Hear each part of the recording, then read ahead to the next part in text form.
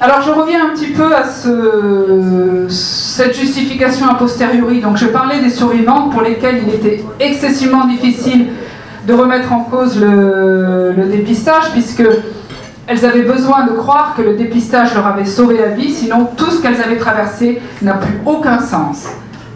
Alors évidemment, dès qu'on remue ces certitudes, les réponses peuvent être violentes. Je vais citer en fait il y a eu sur un site Santé News, il y avait eu des critiques du bouquin là, et je cite 2 commentaires. Ces femmes qui ont écrit ces commentaires, elles n'ont pas lu le livre, mais c'est pas ça qui est important, c'est juste pour illustrer j'allais dire cette réaction. Alors, une des réactions, c'était comment peut-on écrire autant d'idioties? J'ai moi-même été atteinte d'un cancer du sein en 2010, j'ai dû subir une chimio intensive, puis 20 séances de rayons, tout cela après 3 opérations dont la mammectomie. S'il n'y avait pas eu de dépistage, eh bien je ne serais pas là. Mais c'est tout à fait humain d'avoir ce genre de réaction parce qu'on a besoin de croire que la mammo a sauvé la vie, donc on peut tout à fait comprendre. Et une autre survivante écrit Camperg malheureusement devrait avoir, c'est moi, pardon. Camperg malheureusement devrait avoir un cancer du sein pour savoir quels dégâts il pose. Ce livre ne la sauvera pas, elle, si elle l'a. C'est encore quelqu'un qui fait du fric sur la maladie des autres. La mammographie est indispensable et utile, ne lui en déplaise. Faites-vous toutes dépister et n'écoutez pas ces points de suspension avec point d'exclamation. Bon, je n'ai pas cité ça, j'allais dire pour qu'on me plaigne, hein, j'ai le cuir épais, et encore moins pour stigmatiser ces femmes. Elles sont pas méchantes, je les ai agressées parce que j'ai bousculé leur certitude. Et on peut tout à fait comprendre ce genre de réaction dans le sens où il y a un doute qui est intolérable là. J'allais dire, c'est presque moi qui leur fais violence en remuant tout ce système de croyances et cette justification a posteriori. Et donc, j'ai cité parce que ça illustre excessivement bien à quel point il sera pratiquement impossible à ces femmes-là de douter de la mammographie. Pour leur santé psychique, c'est pas possible. Et il y a un internaute, en fait, avec qui après j'avais communiqué, qui m'avait montré du doigt un danger de ça, c'est-à-dire que le problème, c'est que plus on va dépister, plus on va détecter de petits cancers avec un certain pourcentage de surdiagnostic, et à chaque fois qu'on va détecter un cancer qui sera traité, la personne aura l'impression que tout ça lui a sauvé la vie. Donc elles vont se transformer, si vous voulez, en plus ferventes défenseurs du dépistage. Donc pour lui, il y avait une espèce de course contre la montre qu'il fallait faire pour arriver à ouvrir les yeux des femmes, mais avant que les émotions ne barrent la porte. Parce qu'après, vous vous rendez compte comme c'est difficile. Et je ne jette pas la pierre, encore une fois, c'est compréhensible, hein, ce genre de réaction, parce que c'est très violent de douter. Alors, évidemment, donc j'ai un peu l'habitude, si vous voulez, que les survivants ne me portent pas dans leur cœur. Et en octobre dernier, il y a eu la remise du prix Prescrire. C'était justement le thème trop de dépistage nuit-il à la santé, l'exemple du cancer du sein. Voilà. Et à la fin donc, de la réunion, il y a une femme qui s'approche de moi, puis elle me dit « Bonjour, je suis une ex-patiente ». Alors, entendez, survivante. Alors moi, elle n'a pas fini sa phrase, là que j'ai mis mentalement le gilet pare-balles, et le système de vigilance au maximum.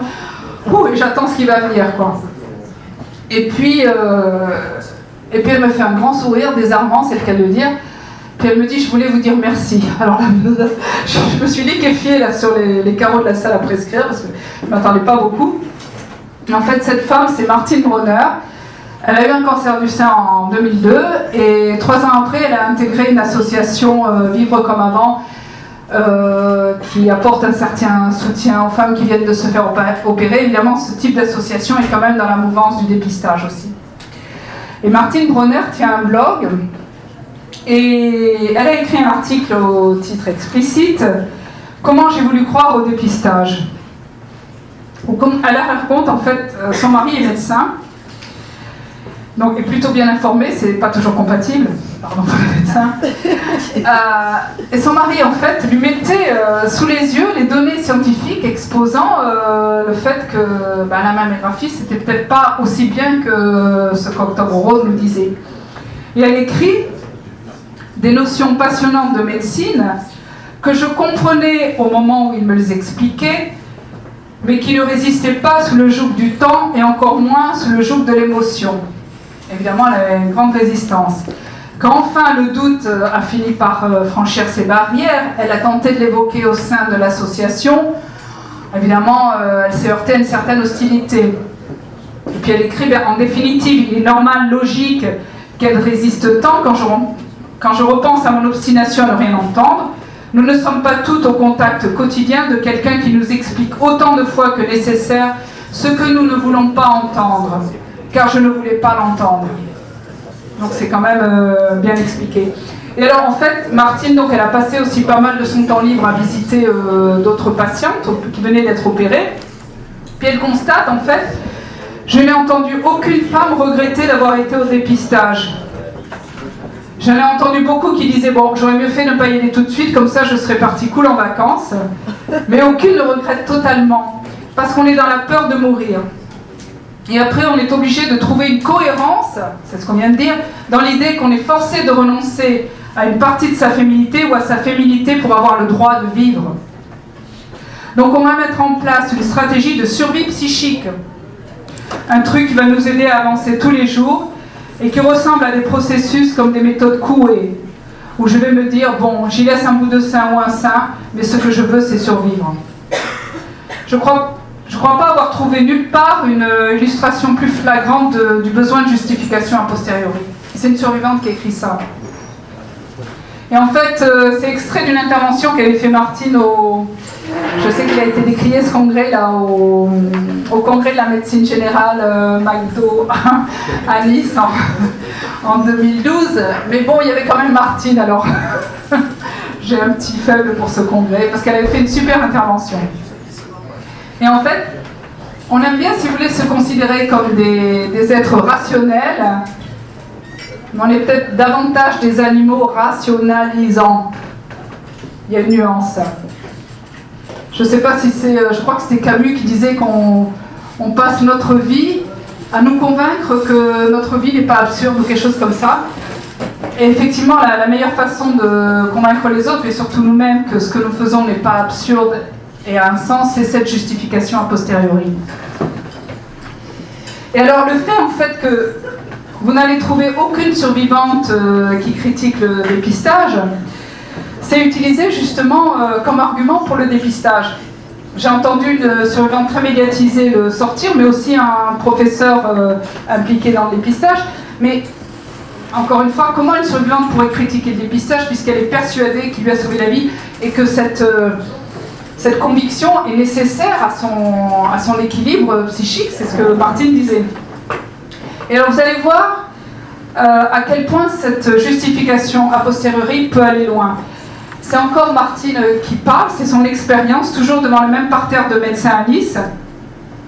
Et elle dit donc, et c'est le moment où je vais vous raconter ce qui m'est arrivé à moi.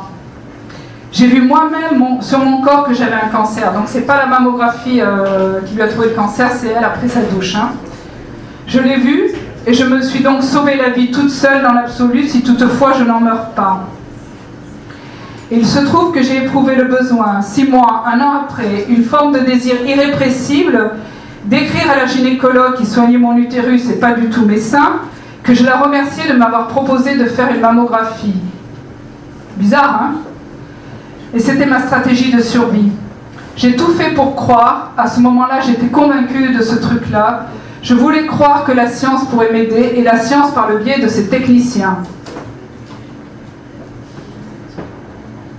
En fait, Martine, si vous voulez, va quelque part écrire une histoire a posteriori en accord avec ce qu'elle vient de vivre. Une histoire qui est fausse, parce qu'en fait, c'est pas du tout sa gynéco qui l'a poussée à passer une mammographie, et c'est pas la mammographie qui lui a sauvé la vie. Vous voyez jusqu'à quel point ça peut aller. Et ce qui est formidable quand même, c'est qu'elle va, plus tard certes, mais elle aura la lucidité de s'en rendre compte. Hein. Et sa démarche, si vous voulez, est d'autant plus courageuse qu'elle fait partie d'une association qui est un petit peu dans la mouvance du dépistage. Et en tant que survivante, je pense que ces associations, ensuite, c'est un petit peu comme une famille. Donc quand vous allez un petit peu à l'encontre du rôle qui va avec votre nouveau statut, c'est pas très confortable. Hein. Il y a une autre survivante qui fait partie d'une autre association qui a écrit, donc comme quoi on voit que certaines arrivent à prendre ce recul-là. Je finis par penser qu'être bénévole à, je ne citerai pas l'association, ne peut se concevoir que si on va dans le sens des médecins, c'est-à-dire si on fait partie de l'église de d'épistologie, comme l'a si bien nommé le docteur Dubagne, car sinon, comment ne pas être très mal à l'aise face aux patientes qui vous déclarent « la mammo m'a sauvé la vie » et celles qui sont au fond du trou avec un petit cancer in situ, qu'elles n'auraient peut-être jamais vu éclore en vilain méchant cancer sans cette foutue mammo.